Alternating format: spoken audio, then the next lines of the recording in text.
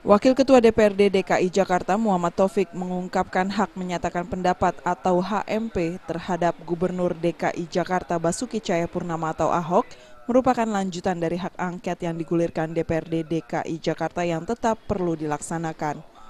Karena berdasarkan kesimpulan hak angket diketahui bahwa orang nomor 1 di DKI Jakarta tersebut telah melakukan pelanggaran khususnya mengenai Undang-Undang APBD DKI Jakarta.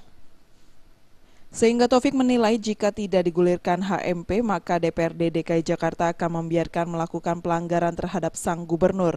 Oleh sebab itu, Taufik menepis adanya kesan bahwa digalangnya hak menyatakan pendapat seolah-olah sebagai upaya untuk melakukan pemakzulan terhadap Ahok. Menurutnya, HMP bisa juga diartikan sebagai peringatan atau teguran terhadap Ahok. HMP itu isinya bisa dua. Dalam keputusan, dalam undang-undang itu bisa peringatan, bisa pemakzulan. Nah, sementara orang menafsirkan bahwa HMP seolah-olah menjadi pemakzulan. Saudara, Koalisi Merah Putih ada 53 anggota, KMP sama dengan HMP. Itu di kita begitu. Nah, untuk dapat